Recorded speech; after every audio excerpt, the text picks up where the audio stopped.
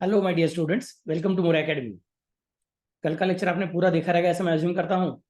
कल मैंने modern approach के प्रॉब्लम्स को सॉल्व किया था और कल मैंने आपको प्रॉमिस किया था कि आज के लेक्चर में मैं आपको एक नई चीज़ सिखाने वाला हूँ।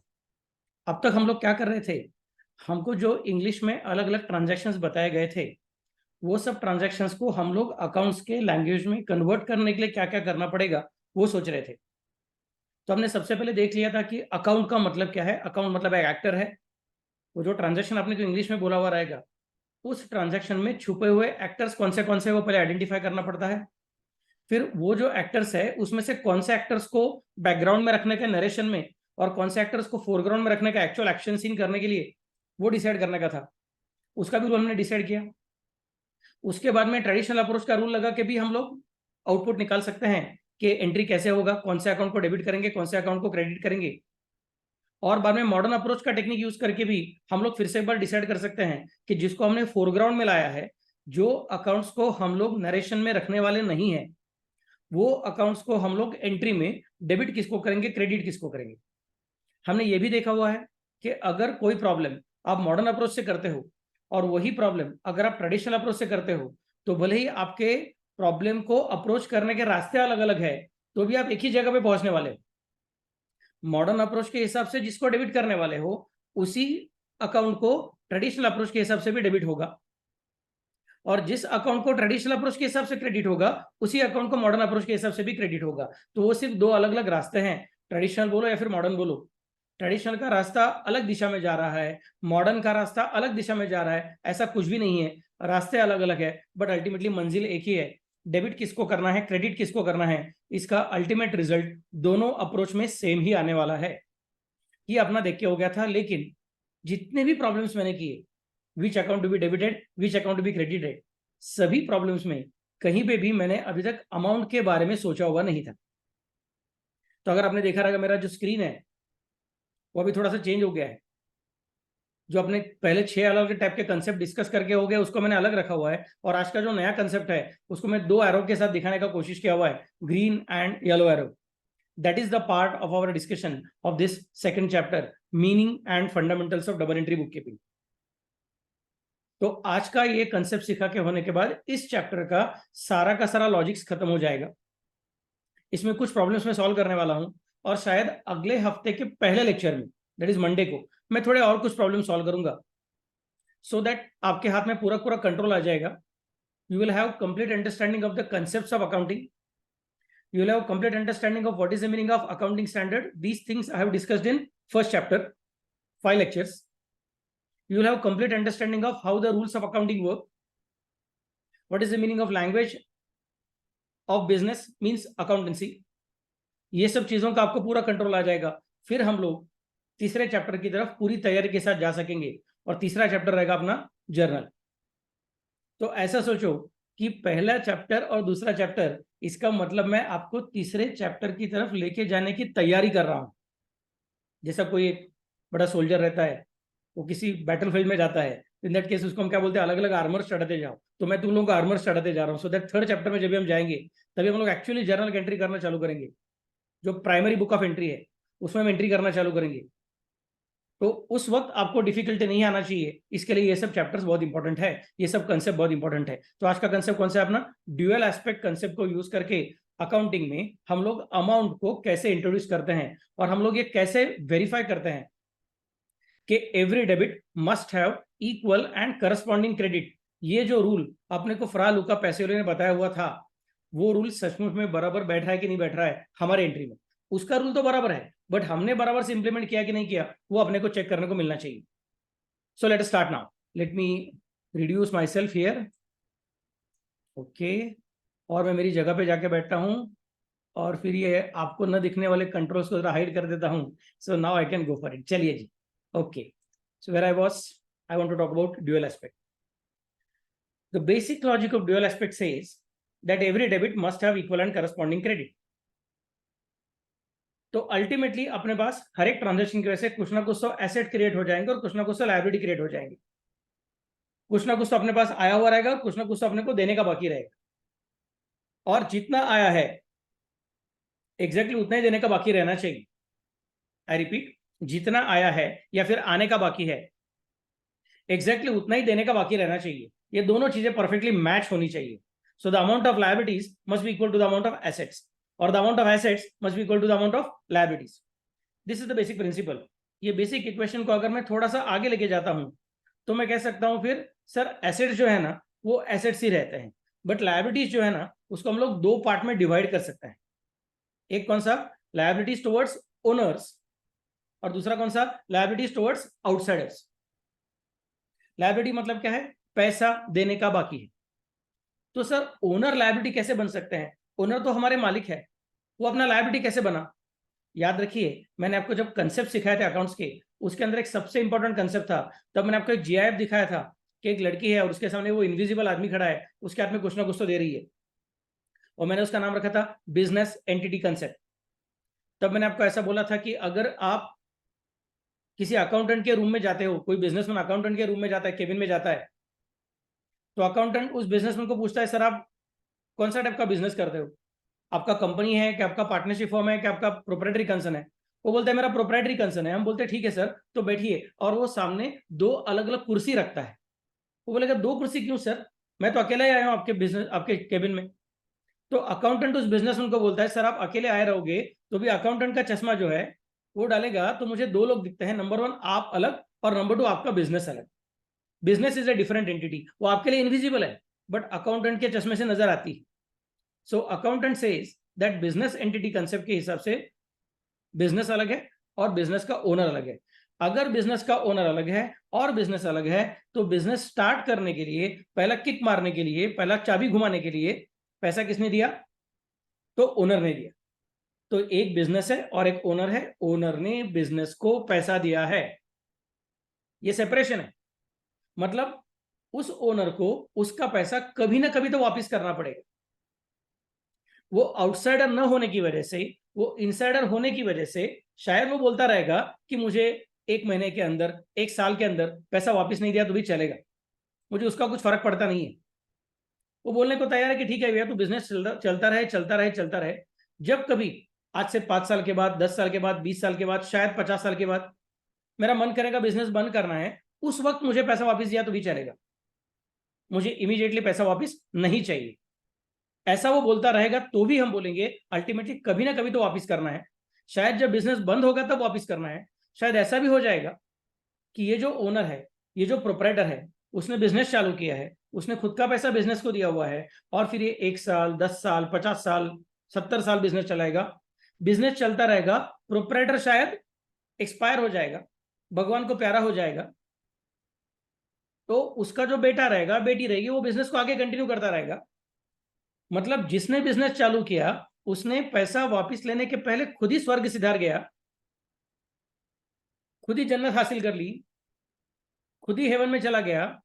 बिजनेस अभी भी चालू है तो पैसा वापस करने का है कि नहीं करने का है, हम बोलेंगे नहीं अभी उसको तो वापस नहीं कर सकते हैं, वो तो चला गया। बट उसके जो लीगल हेयर्स रहेंगे, उसके जो सक्सेसर्स रहेंगे, वो सक्सेसर्स अभी बिजनेस चलाने वाले हैं। तो जब कभी ये सक्सेसर बोलेंगे कि हमको बिजनेस बंद करने का है, उस वक्त बिजनेस उनको पैसा वापस करेगा। बट पैसा वापस कभी ना कभी तो करना है। जिस दिन बिजनेस बंद होगा उस दिन आउटसाइड लायबिलिटीज को पेमेंट करके होने के बाद जो भी कुछ बच जाएगा वो अल्टीमेटली तभी जो भी कोई ओनर रहेंगे उनको वापस करना पड़ेगा। मतलब ओनर का पैसा भी अल्टीमेटली वापस करने का जिम्मेदारी है। सो ओनर का पैसा भी अपना लायबिलिटी है, एक स्पेशल टाइप का लायबिलिटी है जिसको हम लोग शायद हर महीने में वगैरह रिपेमेंट करते नहीं। उसका फाइनाइट लाइफ नहीं है, इनफाइनाइट लाइफ है। बिजनेस जब तक जिंदा है तब तक ये लायबिलिटी पैसा नहीं मांगेगा, बिजनेस जब खत्म हो जाएगा तब ये लायबिलिटी पैसा मांग लेगा। ये हमारा बेसिक लॉजिक है, लेकिन फिर भी ये लायबिलिटी है। तो लायबिलिटी के दो टुकड़े हो गए, एक लायबिलिटी टू द ओनर्स और दूसरा liability to the outsiders. Outsider के लायबिलिटी का स्पेशलिटी क्या है, आउटसाइडर का लायबिलिटी वापस करने का फाइनाइट टाइमलाइन तैयार रहता है। बैंक के पास से लोन लिया, बैंक को वापस करना है, बैंक बोलेगी ईएमआई देना पड़ेगा, इक्वेटेड मंथली इंस्टॉलमेंट देना पड़ेगा। क्रेडिटर के पास से गुड्स परचेस किया, उसको बोला 2 महीने के बाद पैसा देता हूं, तो 2 महीने के बाद पैसा वापस करना पड़ेगा। हम ऐसा नहीं बोल सकते अरे वो ओनर्स को देखो, वो लोग तो बोल रहे हैं कि जब तक बिजनेस चलेगा तब तक पैसा वापस नहीं किया तो भी चलेगा, बिजनेस जिस दिन बंद होगा तब पैसा वापस कर दो। तो आउटसाइडर्स बोलेंगे बाबा वो ओनर है, हम लोग आउटसाइडर्स है, हमारा फाइनाइट लाइफ है, हम उसके जैसे बिहेव नहीं करने वाले हैं। वो बोलेगा कि बाबा जब बिजनेस बंद होगा तो पैसा वापस दो, मैं ऐसा नहीं बोलूंगा, मेरा तो ईएमआई है। मेरा तो 2 महीना 3 महीना जो क्रेडिट पीरियड फिक्स किया है उसके हिसाब से पेमेंट करना पड़ेगा। Therefore the liabilities can be divided into 2 categories, infinite liabilities, that is infinite period liabilities, and finite period liabilities. Finite period liabilities are nothing but outside liabilities, and infinite period liabilities are nothing but owners liabilities, मतलब capital. तो अभी उस ऊपर का जो अपना arrow mark का equation है उसको मैं थोड़ा सा सेपरेट करता हूं और बोलता हूं liabilities must be equal to assets. उसमें से एसेट्स तो वैसे ही रहेंगे, बट लायबिलिटीज के 2 टुकड़े हो जाएंगे, owners liabilities and outside liabilities, मतलब कैपिटल एंड आउटसाइड लायबिलिटीज। तो बोल गए जब liabilities must be equal to assets and liabilities के 2 टुकड़े हैं, तो इसका मतलब इक्वेशन क्या बन जाएगा, capital plus outside liabilities must be equal to assets. I repeat, capital plus outside liabilities must be equal to assets, क्योंकि बेसिक लॉजिक क्या था, लायबिलिटीज इक्वल टू एसेट्स, और लायबिलिटीज के 2 टुकड़े हैं, मैं बोलूंगा फिर पहला टुकड़ा प्लस दूसरा टुकड़ा is equal to assets. Simple logic, nothing special in that. तो मैं ऐसा कह सकता हूं कि भैया यहाँ पे कौन है, लायबिलिटीज है, वहां पे कौन है, एसेट्स है। लायबिलिटीज के 2 टुकड़े, कैपिटल एंड आउटसाइड लायबिलिटीज, दोनों का टोटलिंग करूंगा तो एसेट्स के जितना आना चाहिए। ये अपना अकाउंटिंग इक्वेशन हम लोग क्या कर रहे हैं, अकाउंटिंग इक्वेशन हम लोग बड़ा करते जा रहे हैं, इसको एक्सपांड करते जा रहे हैं, सिंप्लीफाई करते जा रहे हैं। इसी का दूसरा मतलब क्या हो जाएगा, सर वो एसेट्स को यहाँ पे लेके आता हूँ और कैपिटल को राइट साइड में लेके जाता। अब शायद मेरे हाथ उल्टे हिलते रहेंगे क्योंकि मैं सेल्फी कैमरा को यूज कर रहा हूँ, इसलिए आपको लगेगा सर आप राइट साइड बोलते हो और आपका हाथ लेफ्ट साइड में जाता है, बट उसकी चिंता मत करो, आप स्क्रीन की तरफ देखो, मेरे हाथों की तरफ मत देखो। अगर हमने एसेट्स को लेफ्ट हैंड साइड में लेके गए और लायबिलिटीज को, सॉरी कैपिटल को राइट हैंड साइड में लेके गए, तो इक्वेशन थोड़ा चेंज हो जाएगा। Something of left hand side going to the right hand side, something of right hand side going to the left hand side. Maths का रूल कहता है उसका साइन चेंज होगा, तभी मुझे क्या बोलना पड़ेगा, assets minus outside liabilities is equal to capital. I repeat, assets minus outside liabilities is equal to capital. So assets minus outside liabilities is equal to capital is nothing but the same equation which we had written in the past but written in a different manner. तभी क्या लिखा था, capital plus outside liabilities is equal to assets. अभी क्या बोलेंगे, assets minus outside liabilities is equal to capital। और जो भी कोई होशियार बच्चा है, थोड़ा सा दिमाग चलाने को तैयार है, वो फट से बोलेगा सर मुझे और एक इक्वेशन नजर आ रहा है। कौन सा इक्वेशन नजर आ रहा है सर मुझे, assets minus capital is equal to outside liabilities. Assets minus capital is equal to outside liabilities, बाकी कुछ नहीं भैया। 5 + 3 इज इक्वल टू 8, मतलब 8 - 3 is equal to 5, 8 - 5 is equal to 3, ये तो हम खेल रहे हैं, बाकी कुछ है नहीं। ओके, सो ड्यूअल एस्पेक्ट कंसेप्ट को यूज करके हमने अकाउंट्स का बेसिक रूल ढूंढ के निकाला। ये तराजू हमेशा टैली होना चाहिए। तराजू के एक पलड़े में कौन रहता है, एसेट्स, तो दूसरे पलड़े में कौन रहता है, लायबिलिटीज। नेक्स्ट पार्ट, लायबिलिटीज के 2 टुकड़े होते हैं, तो एक पलड़े में कौन है, एसेट्स, तो लायबिलिटीज के पलड़े में 2 लोग बैठे हुए रहते हैं, एक का नाम क्या है, कैपिटल, और दूसरे का नाम क्या है, आउटसाइड लायबिलिटीज। मैं बोलूंगा कैपिटल प्लस आउटसाइड लायबिलिटीज का totalling must be equal to assets, काम खत्म। So this is what we are interested in keeping in mind when we are thinking of dual aspect concept. अभी इसी को use करके चलो हम कुछ प्रॉब्लम्स करने का कोशिश करेंगे कि अपने को हर बार सचमुच में टैली हो रहा है कि नहीं हो रहा है हर एक इक्वेशन के वक्त। Let me think about it. एक मिनट, मेरा जरा कीबोर्ड एडजस्ट कर लेता हूं so that I have proper writing space for my pen tablet. चलिए, ओके जी, यस, लेट मी स्टार्ट। देखिए इक्वेशन क्या है अपना, Rahul started business with cash ₹50,000। Rahul started business with cash ₹50,000। तो इक्वेशन क्या है अपना, इक्वेशन है assets must be equal to capital plus liabilities, और यू कैन से नहीं sir, capital plus liabilities is equal to assets, it is one and the same. Okay, so assets is equal to capital plus liabilities. तो यहाँ पे asset कौन है, जब तुम कहते हो, जरा एक मिनट मुझे पेन का कलर चेंज करने दो। आज क्या करता हूँ, आज ब्लू कलर यूज कर दो, थोड़ा अच्छा दिखेगा अपने को। ओके, तो सर इसमें ना क्या हुआ है, राहुल स्टार्टेड बिजनेस है कि नहीं, इसका मतलब यहाँ पे कैपिटल अकाउंट है सर, और बिजनेस विथ कैश बोला है कि नहीं, तो कैश अकाउंट अपना एसेट का अकाउंट है सर, क्योंकि कैश मतलब रियल अकाउंट है, कैश मतलब एसेट है, तो पूरा हो जाएगा सर। मैं बोलूंगा इसका मतलब क्या हो गया रे, कि अपने पास कैश आ गई है, एसेट में कौन आ गया है, एसेट में अपने पास कैश आ गई है। लायबिलिटीज तो कुछ आया नहीं, क्योंकि लायबिलिटीज का मतलब क्या है, यहाँ पे आउटसाइड लायबिलिटीज है। तो जब प्रोप्राइटर ने खुद का बिजनेस चालू करने के लिए पैसा दिया रहेगा, जब प्रोप्राइटर ने खुद का बिजनेस चालू करने के लिए पैसा दिया रहेगा, तो उसमें आउटसाइड लायबिलिटीज अभी तक इन्वॉल्व नहीं है। अभी तक सिर्फ कौन इन्वॉल्व है, प्रोप्राइटर एंड उसका खुद का बिजनेस ही इन्वॉल्व है। इसका मतलब outside liabilities are currently zero, outside liabilities are currently zero. Capital is 50,000 and cash is 50,000, मतलब मैं कह सकता हूँ 50,000 that is amount of assets is equal to capital 50,000 plus liabilities which are 0, मतलब 50,000 इज इक्वल टू 50,000 प्लस 0। अब 50,000 plus 0 का answer तो आपको पता है वो कितना रहेगा, ऑब्वियसली 50,000 ही रहेगा। दैट मीन्स अपना जो बेसिक रूल था, liabilities must be equal to assets और liabilities plus capital must be equal to asset, तो ये रूल अपना बराबर से फुलफिल हो गया है। तो first transaction is telling us कि हमने ड्यूअल एस्पेक्ट कांसेप्ट को बराबर से यूज किया है। Let me consider second transaction. Second transaction क्या कहता है आनंद सर? हाँ जरा छोटे हो जाइए। चलिए सेकंड ट्रांजैक्शन कहता है, वो राहुल वही अपना जिसने बिजनेस चालू किया था ना अभी, राहुल मेरे ख्याल से शाहरुख खान का नाम रहता है ना हर एक पिक्चर में। ओके जाने दो, चलो ठीक है, शाहरुख खान को भूल जाओ, अपने अकाउंट की तरफ देखो। ये जो अपना राहुल है, purchase machinery from HR company on credit of ₹10,000। उसने पहले बिजनेस चालू किया, बिजनेस चालू करने के लिए 50,000 रुपया दे दिया, और उस 50,000 रुपए से अभी आगे क्या कर रहा है वो, उसमें से वो एक नया मशीनरी को परचेस कर रहा है। लेकिन मशीनरी को कैसे परचेस कर रहा है? Is he purchasing the machinery on cash? No, he is purchasing machinery from HR company on credit. क्या परचेस किया? मशीनरी। और किसने परचेस किया? राहुल ने। किसके पास से परचेस किया? HR कंपनी के पास से परचेस किया। तो कॉमन मैन को क्या क्या दिखेगा? सर एक राहुल अकाउंट है, सर एक मशीनरी अकाउंट है, सर एक HR कंपनी अकाउंट है, और वो तुम्हारा क्रेडिट पे परचेस किया हुआ है, मतलब HR कंपनी अकाउंट है। ऐसे मुझे 3 अकाउंट दिखेंगे। कॉमन मैन बोलेगा। हम बोलेंगे देखो भैया अभी राहुल जो है ना उसने परचेस किया, हम राहुल के ही बुक्स में, राहुल के बिजनेस के बुक्स में लिख रहे हैं, तो अभी राहुल को फिर से देखने की जरूरत नहीं है।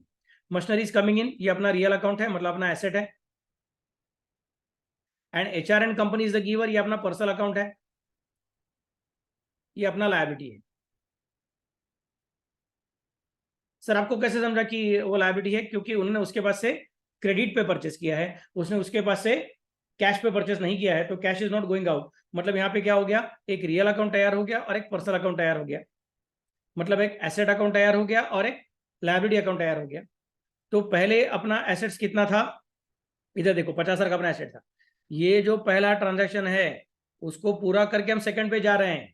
First transaction and second transaction are not independent transaction, these are sequential transactions happening in the books of same party. तो उसके हिसाब से अपने को सोचने का है कि पहले क्या हुआ, पहले बिजनेस चालू करने के लिए 50,000 लेके आया, बाद में क्या हुआ, फिर HR एंड कंपनी के पास से एसेट परचेस किया, लेकिन उनको कैश अभी तक दिया हुआ नहीं है। तो पुरानी कैश जो अपने पास पड़ी थी वो वैसे के वैसे अभी भी पड़ी है।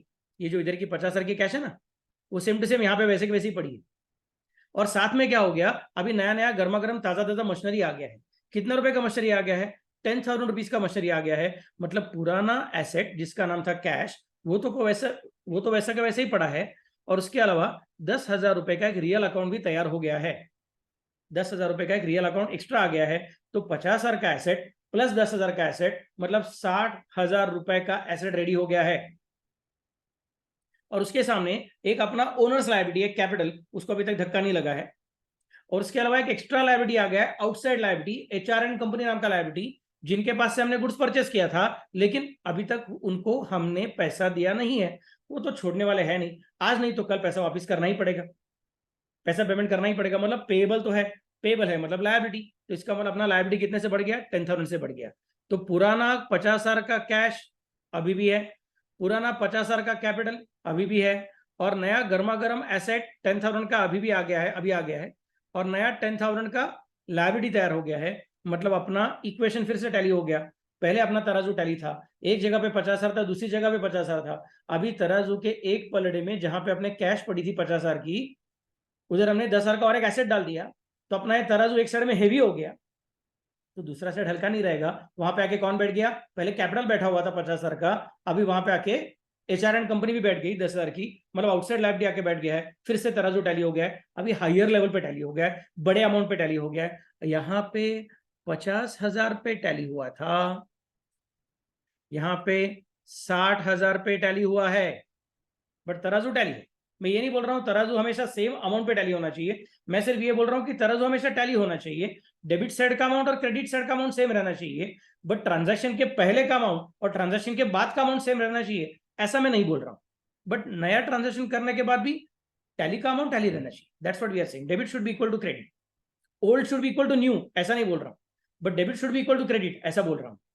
चलो let us consider one more transaction. अपना राहुल अभी और एक चीज कर रहा है, Now he's telling you that he's purchasing goods for rupees 20,000. He is purchasing goods for rupees 20,000. So what is happening here? अभी उन्होंने बोला नहीं है कि गुड्स कैश पे परचेस किए कि गुड्स क्रेडिट पे परचेस किए. अब यहाँ पे दो अलग अलग पॉइंट्स है. I want your full concentration. Please understand this properly. ये समझेगा तो ये टाइप के क्वेश्चन आपको एग्जाम में चुटकी बजा के सॉल्व करने को आएंगे. पहला पॉइंट है कि सर यहाँ पे परचेस आ गया है. तो परचेस मतलब क्या है? मॉडर्न अप्रोच के हिसाब से जाओगे तो परचेस मतलब क्या है? तुम्हारा एक्सपेंडिचर है. और ट्रेडिशनल अप्रोच के हिसाब से जाओगे तो भी क्या रह गया? तुम्हारा एक्सपेंसेस एंड लॉसेस में जाने वाला है. नॉमिनल अकाउंट की चीज है. तो सर उससे क्या फर्क पड़ता है? जिसका दिमाग चलता रहेगा, जिसको अभी तक नींद नहीं आया रहेगा, जिसने ज्यादा खाना नहीं खाया रहेगा, उसको शायद फट से समझेगा कि सर आपका बेसिक अकाउंटिंग इक्वेशन जो है वो बोलता है liabilities plus capital is equal to assets. इस इक्वेशन में आप इनकम की बात नहीं करते हो और आप एक्सपेंसेस की बात नहीं करते हो. आप सिर्फ लायबिलिटी की बात करते हो, आप सिर्फ एसेट्स की बात करते हो, आप सिर्फ कैपिटल की बात करते हो. आप एक्सपेंसेस की बात नहीं करते हो और आप इनकम की भी बात नहीं करते हो. और इसके पहले आपका लक अच्छा था सर कि पहले ट्रांजैक्शन में भी कैपिटल था और एसेट था, दूसरे ट्रांजैक्शन में भी एसेट था और फिर से एसेट ही आया हुआ था. तो ज्यादा कुछ टेंशन नहीं है सर आपको. एसेट आया था और एक लायबिलिटी क्रिएट हो गया था, तो again there was no tension. एक एसेट और एक कैपिटल, एक एसेट और एक लायबिलिटी, ऐसे ट्रांजैक्शन से आप खेल रहे थे. लेकिन अभी फर्स्ट टाइम ऐसा हो रहा है कि आने वाले ट्रांजैक्शन में एक आइटम एसेट का नहीं है बल्कि एक आइटम एक्सपेंसेस का है. और आपके इक्वेशन में एक्सपेंसेस को जगह नहीं है, आपके इक्वेशन में इनकम को भी जगह नहीं है. तो आपका इक्वेशन मुझे अब तक अच्छा लग रहा था कि अच्छा खेल सकता है करके, लेकिन अभी समझ में आ रहा है इस इक्वेशन का बड़ा एक प्रॉब्लम है. जब ट्रांजैक्शन में इनकम नहीं है और एक्सपेंसेस नहीं है तब वो इक्वेशन मस्त से बिठाने को होता है. लेकिन जब किसी ट्रांजैक्शन में एक्सपेंसेस है या फिर इनकम है तो इक्वेशन में उनको लिखने के लिए जगह ही नहीं है. मैं बोलूंगा yes, what a beautiful observation. आपने बहुत अच्छा ऑब्जर्वेशन किया हुआ है. तो इसका आंसर देके रखता हूं. जब कभी ट्रांजैक्शन में एक्सपेंसेस आएंगे या फिर इनकम आएगा, आई एम रिपीटिंग अगेन, जब कभी ट्रांजैक्शन में एक्सपेंसेस आएंगे या फिर इनकम आएगा तो आपको क्या याद रखना है? एक्सपेंसेस की वजह से अपने लिए प्रॉफिट बढ़ेगा कि कम होगा सोच के देखो. एक्सपेंसेस मतलब खर्चा है. खर्चा होगा तो प्रॉफिट बढ़ेगा कि प्रॉफिट कम हो जाएगा? प्रॉफिट कम हो जाएगा. और प्रॉफिट अल्टीमेटली किसका रहता है? ओनर का रहता है, मतलब कैपिटल का रहता है. तो जब प्रॉफिट कम होगा तो अल्टीमेटली कैपिटल भी कम होगा. तो एक्सपेंसेस का बढ़ना, इसका मतलब कैपिटल का कम होना. जब एक्सपेंसेस बढ़ते हैं, जस्ट अ मिनट, अच्छा वाला एरो मार्क करता हूं, आपको अच्छा दिखना चाहिए. मेरे बच्चों की जिंदगी में सब कुछ अच्छा अच्छा होना चाहिए. आइए ब्लू कलर के साथ खेलेंगे. एक्सपेंसेस का बढ़ना मतलब कैपिटल का बढ़ना. तो अगर तुम्हारे पास एक्सपेंसेस ऐड हो रहे हैं, एक्सपेंसेस बढ़ रहे हैं, तो समझ जाने कि अपने को क्या करना पड़ेगा? कैपिटल को कम करना पड़ेगा. अब जिसको एक्सपेंसेस का लॉजिक समझा उसको इनकम का लॉजिक समझना काफी आसान है कि जब इनकम बढ़ेगा तो ऑटोमेटिकली प्रॉफिट बढ़ेगा. और प्रॉफिट किसको मिलता है? प्रॉफिट भी ओनर को ही मिलता है, मतलब कैपिटल अकाउंट को ही मिलता है. तो इसका मतलब तुमको क्या करना पड़ेगा? फिर से एक बार वहां पे कैपिटल को बढ़ाना पड़ेगा. सो एक्सपेंसेस का बढ़ना मतलब कैपिटल का कम होना. तो इनकम का बढ़ना मतलब कैपिटल का भी बढ़ना. इनकम का बढ़ना मतलब कैपिटल का भी बढ़ना. This is a very simple point. तो जब कभी आपको ट्रांजैक्शन दिया है और उस ट्रांजैक्शन के अंदर one of the item is either of expenditure और ऑफ इनकम, तो don't run away from the transaction, don't be afraid of the transaction. ऐसा मत सोचो सर इस इक्वेशन में जा ही नहीं सकता हूं क्योंकि इक्वेशन के अंदर इनकम का जगह नहीं है, एक्सपेंसेस का जगह नहीं है. हम बोलेंगे जाने दो, टेंशन मत लो, उसी इक्वेशन को यूज करो और एक्सपेंसेस का इफेक्ट नहीं तो इनकम का इफेक्ट कौन से अकाउंट में डाल दो? कैपिटल अकाउंट में डाल दो. सर कैसे डालूंगा? अगर एक्सपेंसेस हुए रहेंगे तो कैपिटल को कम करो और इनकम हुआ रहेगा तो कैपिटल को बढ़ा दो. If there are expenses, deduct it from the capital in the equation, and if there are incomes, then add it to the capital in the equation. I'm repeating for the last time. Expenses result in reduction of capital, income results in increase in capital. I am repeating again, expenses result in reduction of capital and incomes result in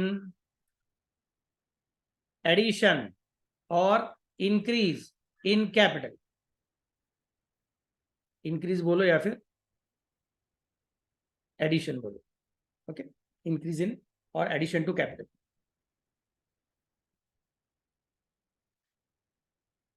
तो चलो अभी खेल सकते हैं। पहला point तो नजर आ गया सर, परचेस आ चुका है, परचेस मतलब खर्चा है, लेकिन खर्चे से अभी हम डरने वाले नहीं है। हमको मालूम है परचेस का इफेक्ट अपने को किसके अंदर खेलना पड़ेगा, कैपिटल के अंदर खेलना पड़ेगा। Sir purchase goods for ₹20,000, sir दूसरा पॉइंट है, अभी उन्होंने बोला ही नहीं है कि क्रेडिट पे परचेस किए थे कि कैश पे परचेस किए थे। उन्होंने अगर कैश पे परचेस किए कि क्रेडिट पे परचेस किए बोले नहीं रहेंगे तो टेंशन मत लेना, तो समझ जाने का कि ये शायद कैश पे परचेस किए रहेंगे। अगर पार्टी का नाम दिया रहेगा तो समझ जाने का क्रेडिट पे परचेस किए है, बट ना कैश बोला है ना क्रेडिट बोला है और पार्टी का नाम भी नहीं बोला है। सर कैश भी बोला नहीं है, क्रेडिट भी बोला नहीं है और पार्टी का नाम दिया है, फिर मैं अज्यूम करूंगा कि वो क्रेडिट परचेस है। वो कैश बोला नहीं है, क्रेडिट बोला नहीं है और पार्टी का नाम भी बोला नहीं है, फिर मैं अज्यूम करूंगा कि वो कैश परचेस है। This is the second rule of this third point. पहला रूल क्या बोला मैंने, if the transaction involves expenses then deduct it from capital, if the transaction involves income then add it to the amount of capital. ये मेरा पहला rule है, आपको आज सिखाया हुआ। अब दूसरा रूल सिखा रहा हूं कि the problem is silent about cash और credit purchase. The problem is silent about cash or credit purchase and the party name is given, party name is given, तो हम अज्यूम करेंगे it is a credit transaction and party name is not given, तो हम assume करेंगे it's a cash transaction. Problem define करने के time, problem design करने के टाइम एग्जामिनर के मन में ये पॉइंट्स रहता है, तो आपको भी ये पॉइंट्स को याद रखना पड़ेगा। ओके, तो let me now consider again purchase goods for purchase goods ₹20,000। तो गुड्स आ रहे हैं, मतलब अपने पास स्टॉक आ रहा है। स्टॉक मतलब क्या हो गया, अपना एसेट, तो एक अपना एसेट बढ़ गया है, लेकिन वो कैश पे परचेस किए हैं। कैश पे परचेस किए इसका मतलब क्या हो गया, ऑटोमेटिकली तुमको कंसिडर करना पड़ेगा तुम्हारे पास से कैश चली गई है। इसका मतलब एक एसेट आ गया है, कौन सा वाला, स्टॉक, और एक एसेट जा रहा है, कौन सा वाला, कैश। सबको समझा मैं क्या बोल रहा हूं, एक एसेट आ रहा है, कौन सा वाला, स्टॉक, और दूसरा एसेट जा रहा है, कौन सा वाला, कैश। सर नहीं, मैं ऐसा नहीं कंसिडर करना चाहता हूं, मैं थोड़ा अलग कंसिडर करना चाहता हूं। मैं बोलना चाहता हूं कि एक एक्सपेंसेस हो गया है और कैश चली गई है। नाइस सर, आपने ही बोला था ना परचेस एक्सपेंसेस है, तो अभी आप बोल रहे हो कि स्टॉक आ गया है मतलब अपने पास एसेट आ गया है, और कैश चली गई मतलब अपने पास एक एसेट चला गया है। सर ऐसा भी तो सोच सकते हो ना कि परचेस अपना एक्सपेंसेस है, तो एक्सपेंसेस हो गया है और कैश चली गई है। मैं बोलूंगा शाबाश, बहुत ही अच्छा दिमाग है तुम्हारा, एकदम परफेक्ट ऑब्जर्वेशन है, आपने बिल्कुल गलती नहीं की है। लेकिन ये सोल्यूशन में वो वाला टेक्निक में यूज नहीं करूंगा। क्यों नहीं करूंगा, अगर सपोज वो ऐसा बोलते थे राहुल पेड सैलरी, तो मैं 100% तुम्हारी टेक्निक यूज करता था, बोलता था सैलरी अपना खर्चा है और कैश चली जा रही है। अगर प्रॉब्लम बोलता था Rahul paid for printing accessory, तो मैं 100% तुम्हारा टेक्निक यूज करता था और बोलता था कि भैया ये प्रिंटिंग एसेसरी अपना खर्चा है और कैश चली जा रही है। अगर प्रॉब्लम बोलता था राहुल पेड फॉर एडवर्टीजमेंट, मैं 100% तुम्हारा टेक्निक यूज करता था कि एडवर्टीजमेंट अपना खर्चा है और कैश चली जा रही है। मतलब मैं एक इफेक्ट कैपिटल में देता था और दूसरा इफेक्ट कैश में देता था, मतलब एसेट में देता था। लेकिन यहाँ पे उन्होंने एडवर्टीजमेंट का नाम नहीं लिया, सैलरी का नाम नहीं लिया, प्रिंटिंग एसेसरी का नाम नहीं लिया, रेंट का नाम नहीं लिया, उन्होंने गुड्स का नाम लिया हुआ है। गुड्स मतलब क्या है, हमारे दुकान में हमने जो रखा हुआ वो चीज है। ये हमारा अभी तक सिर्फ पूरा खर्चा नहीं है, क्योंकि इसको हम बेच सकते हैं, इसको बेच के हम पैसा कमा सकते हैं। सैलरी को हमने पे किया है तो अभी उसको हम बेच नहीं सकते। मैंने सैलरी को पेमेंट किया, अब मेरे हाथ में कुछ तो आ गया और मैं बेचने वाला हूँ, ऐसा नहीं है। सैलरी मेरा खर्चा है, एडवर्टीजमेंट मेरा खर्चा है, रेंट मेरा खर्चा है, परचेज भी मेरा खर्चा है, लेकिन वो ऐसा खर्चा है जो मेरे हाथ में एक चीज दे के रखता है, जिस चीज को यूज करके मैं बेच सकता हूं। जो हाथ में है चीज उसको बोलते हैं stock, and stock is an asset.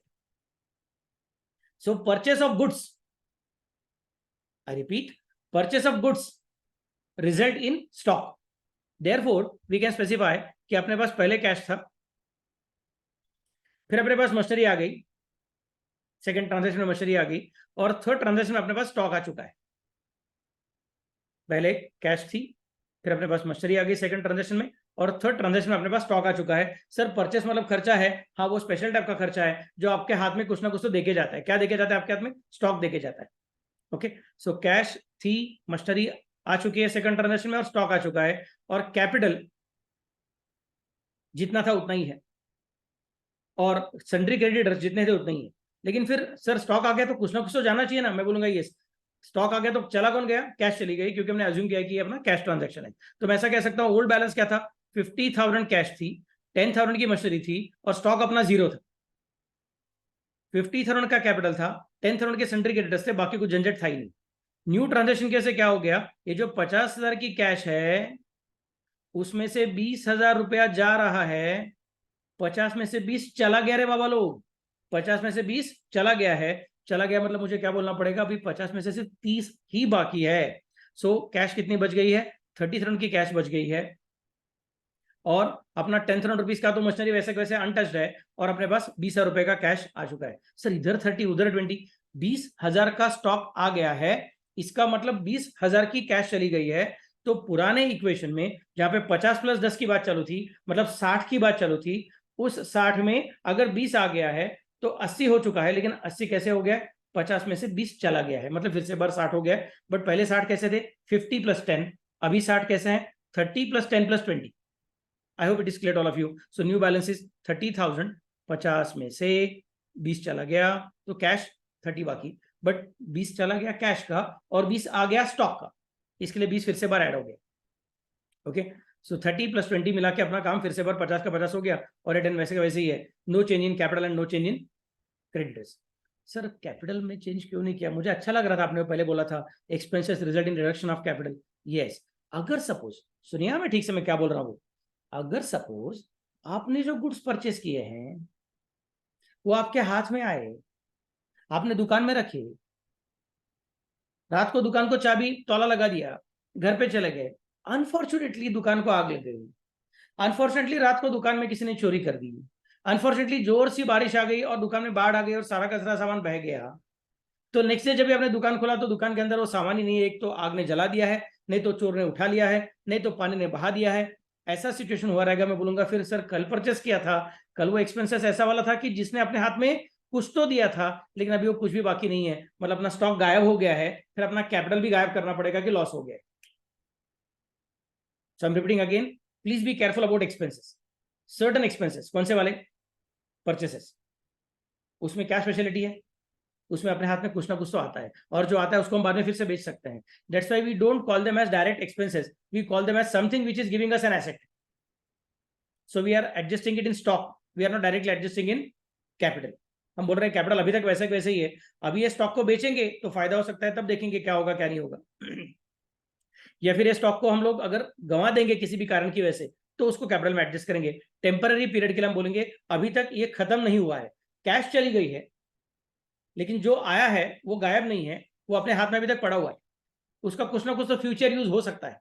तो टेम्पररी पर्पस के लिए पूरा पूरा एक्सपेंसेस करके राइट ऑफ नहीं कर सकते हैं, जैसा सैलरी को, रेंट को, एडवर्टाइजिंग को, फ्रेट को हम लोग डायरेक्टली एक्सपेंसेस बोल सकते हैं, वैसे इसको डायरेक्टली एक्सपेंसेस नहीं बोलेंगे, इसको हम लोग एसेट बोलेंगे। चलो फिर अभी अगला पॉइंट करेंगे। Let me consider one more problem now. Now this is a bigger problem. चलो let me consider myself here. Okay ji,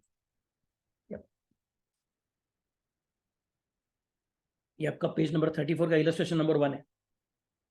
page number 34 का इलस्ट्रेशन नंबर 1 मैंने उसको ड्रॉ करके रखा है मस्त से पहले से ही, सो दैट अपना लेक्चर का टाइम थोड़ा कम हो जाएगा और आपको बराबर से सीखने को मिलेगा, पूरा कॉन्सेंट्रेशन करने को मिलेगा। Late me think about it again what the problem is telling us. मैं हर एक सिचुएशन में, हर एक ट्रांजेक्शन में एसेट को कुछ फर्क पड़ा क्या, लायबिलिटी को कुछ फर्क पड़ा क्या, कैपिटल को कुछ फर्क पड़ा क्या, वो चेक करते जाने वाला हूं। Rohit Sharma started business with cash ₹50,000। Rohit Sharma started business with cash ₹50,000। मतलब मैं कह सकता हूं रोहित शर्मा ये अपना प्रोप्राइटर है, मतलब रोहित शर्मा ये अपना कैपिटल है। It is going to affect capital account. और उसने कैपिटल कैसे लाया हुआ है? उसने कैपिटल कैश के रूप में लाया हुआ है। कैश क्या है अपने लिए? एसेट है। मतलब इस ट्रांजैक्शन की वजह से 50,000 रुपए का एसेट आ चुका है, लायबिलिटी को कुछ फर्क पड़ा नहीं है, और कैपिटल 50,000 रुपए का आ चुका है। So I can say assets are ₹50,000, liabilities are dash, and capital is ₹50,000. So this is how our equation is tallying after the first transaction. मैंने बोला आपको सिंगल बुक्स में हम लोग सीरीज ऑफ ट्रांजेक्शंस को कंसिडर कर रहे हैं। Next point, purchase goods from Dhoni on credit ₹10,000। Purchase goods बोला है, परचेस किया मतलब एक्सपेंसेस है, लेकिन एक्सपेंसेस कौन सा वाला है? गुड्स वाला एक्सपेंसेस है। अभी हमने लंबा छोटा डिस्कशन किया हुआ है कि गुड्स के एक्सपेंसेस की वजह से अपने हाथ में कुछ तो तैयार हो जाता है, उसका नाम क्या रखते हैं हम लोग? स्टॉक। और स्टॉक क्या अपने लिए? करंट एसेट है, मतलब अल्टीमेटली एसेट है। तो परचेस गुड्स ये एक्सपेंसेस होगा, तो भी ये expenses results in asset. And बाद में धोनी के पास से परचेस किया, कैसे? क्रेडिट पे परचेस किया है। क्रेडिट पे परचेस किया मतलब हमारे पास से कैश चली गई क्या? नहीं चली गई है, कैश वैसे की वैसी ही है। और उसके अलावा हमारे सिर पे एक लायबिलिटी आके बैठा है, उसका नाम क्या है? धोनी। 10,000 रुपीज। मैं बोलूंगा पहले अपने पास 50 रुपए का एसेट था, उसके अंदर अभी 10,000 रुपीज का नया एसेट ऐड हो गया। सो आई स्पेसिफाई ऐड 10,000, और उसकी वजह से 10,000 रुपीज का लायबिलिटी नया ऐड हो गया। कैपिटल में कुछ भी फर्क नहीं पड़ा। सो पुराना एसेट्स कितना था? 50,000। नया वाला एसेट कितना आ गया? 10,000। मतलब टोटलिंग कितना हो गया? 60,000। सो ये 50 प्लस 0 इज इक्वल टू 50 हो गया था, और अब मैं 50 plus 10 is equal to 60, 0 plus 10 is equal to 10,000, and 50 plus 0 is equal to 50,000 बोलने वाला हूं। लेट मी चेक मेरा इक्वेशन टैली हो रहा है क्या? 60,000 is equal to 10,000 plus 50,000। Yes, it is tallying. तो मैं क्या कर रहा हूं, मैं पहले ऐसे जा रहा हूं, ऐसे जा रहा हूं, ऐसे जा रहा हूं, और बाद में ऐसे जा रहा हूं। I hope you can understand the direction with which my logic is working. Let me consider next transaction. Sold goods to Virat on credit ₹20,000. Sir sold मतलब अपना इनकम है, बोलूंगा शाबाश, एकदम शाबाश, बराबर लॉजिक है तुम्हारा, इनकम है। लेकिन ये ऐसा वाला इनकम है जिसकी वजह से तुम्हारा क्या हो गया है? एक एसेट कम हो गया है। कौन सा? स्टॉक नाम का एसेट कम हो गया है।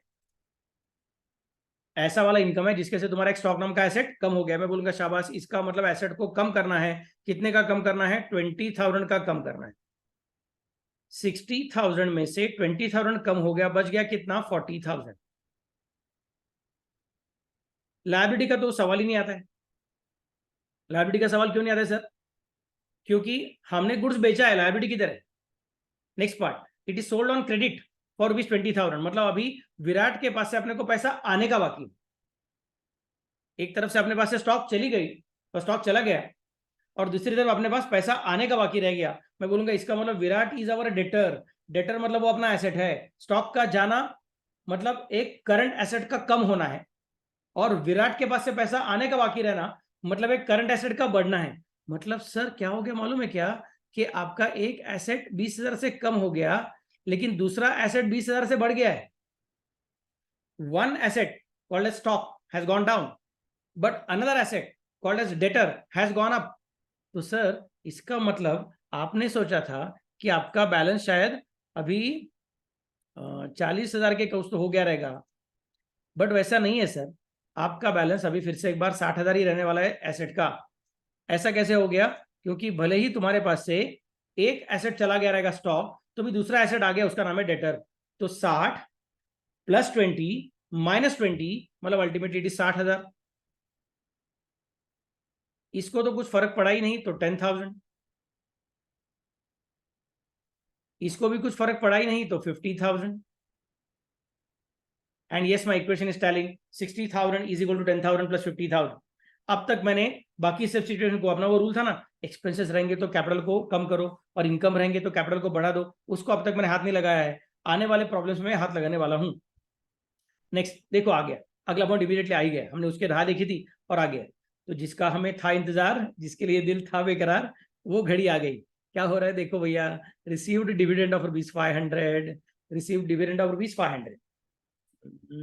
डिविडेंड मतलब क्या है अपना? डिविडेंड मतलब इनकम है, डिविडेंड मतलब इनकम है। और रिसीव्ड बोला है, रिसीव्ड बोला है मतलब अपने पास कैश आ चुकी है, तो it must be talking about cash, and cash is an asset and dividend is income. Sir income का जगह ही नहीं है। मैं बोलूँगा इनकम का जगह नहीं तो क्या करना पड़ता है, कैपिटल के पास जाने का रहता है। सर यहाँ पे भी अपने हाथ में ऐसा स्टॉक जैसा कुछ है नहीं, शाबाश। मतलब अभी तुमको एसेट को ज्यादा धक्का मारने का नहीं है। पहले का एसेट 60,000 था, उसमें 500 रुपए की कैश आ गई है। मतलब अभी तुम्हारे पास के पुराने एसेट 60,000 और नई कैश 500, मतलब हो गया 60,500। लायबिलिटीज को कुछ धक्का लगा नहीं है, तो लायबिलिटीज सेम 10,000। और फिर तुम्हारा 50,000 का कैपिटल है, 50,000 के कैपिटल में 500 रुपए का डिविडेंड बोला हुआ है। तो मैं यहाँ पे कंसिडर करूंगा कि यार इनकम का बढ़ना मतलब कैपिटल का बढ़ना, कैपिटल का बढ़ना मतलब यहाँ पे मुझे ऐड करना पड़ेगा 500 रुपए इन कैपिटल, तो हो जाएगा 50,500।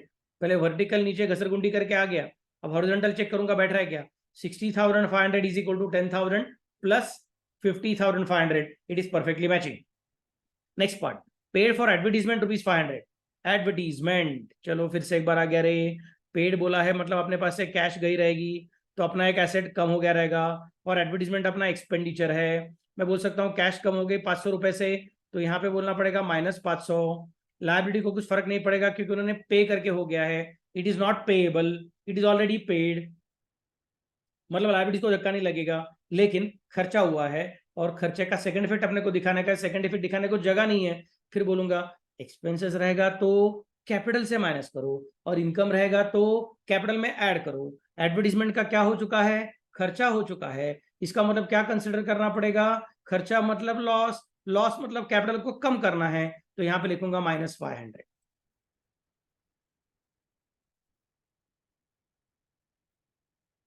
तो 60,000 बच गए हैं, सॉरी 10,000 बच गए हैं, और यहां पे फिर से एक बार 50,000 बच गए हैं। आपने इक्वेशन टैली हो गया, पहले वर्टिकल घसरगुंडी करके नीचे आ गए और बाद में हॉरिजॉन्टल चेक किया, it is perfectly tallying. So we are doing the equations properly, we are always checking that after every transaction every debit effect is having a equal and corresponding credit effect. ये सब चीजें perfectly match हो गई, there is no tension for all of us. So that's all I wanted to discuss today. अभी अगला lecture अपना Monday को होने वाला है। मंडे को मैं इसके और लगभग 4 से 5 प्रॉब्लम सॉल्व करूंगा, बट उसके पहले ये वीकेंड में आपको क्या करना है, इस हफ्ते के मेरे जो चारों लेक्चर थे, मंडे ट्यूसडे वेडनेसडे थर्सडे के चारों लेक्चर्स थे, उसको फिर से बार रिवाइज करना है। जहां जहां पे आपका नोटबुक इनकम्प्लीट रहेगा उसको पूरा करना है। जब आपका नोटबुक कंप्लीट रहेगा तो आपको आगे सीखने में और मजा आएगा। मंडे को शायद मेरा ये सेकंड चैप्टर पूरा हो जाएगा, उसके बाद फिर मैं थर्ड चैप्टर चालू करूंगा, और थर्ड चैप्टर से आप अपने आप को बोल सकोगे अब मैं अकाउंटेंसी के वर्ल्ड में थोड़ा और डीप जा रहा हूं। अभी तक फर्स्ट चैप्टर सेकंड चैप्टर, अब वो क्या स्विमिंग टैंक रहता है कि नहीं, उसमें 3 फुट में आप पानी में चलते रहते हो, लोगों को लगता है तैर रहे हो, बट आप नीचे चलते रहते हो, वैसे खेल रहे थे। बट जैसे मैं थर्ड चैप्टर चालू करूंगा, अब 5 फुट 6 फुट वहां पे जाना चालू करोगे, तो 5 फीट 6 फीट में जाना है, मतलब अभी अपने को थोड़ा ताकत रहना चाहिए। ताकत कब आएगा, जब आप लोग ये फर्स्ट और सेकंड टॉपिक का लेक्चर्स फिर से बार रिवाइज कर लोगे। कंटाला मत कीजिए, आप भी पूरा देख लीजिए, अपने दोस्तों के साथ भी शेयर कीजिए। कुछ डाउट रहेगा तो मुझे कमेंट सेक्शन में डाल के रखिए, तो it will be easy for me to remember कि बाबा मेरे बच्चों को ये डाउट आता है, तो उसके हिसाब से मैं और भी कुछ चीजें बताते जाऊंगा। Okay, so this week's lectures are over. Thank you very much for being with me. आराम से ये वीकेंड को एंजॉय कीजिए, साथ में लेक्चर्स को रिवाइज कीजिए, और अगले मंडे को रात को 9 बजे मुझे मिलने को आइए। Thank you very much, bye bye, good night, take care, see you to all of you. चलिए जी, मुझे कहाँ पे जाना है, यप, ओके, बाय बाय।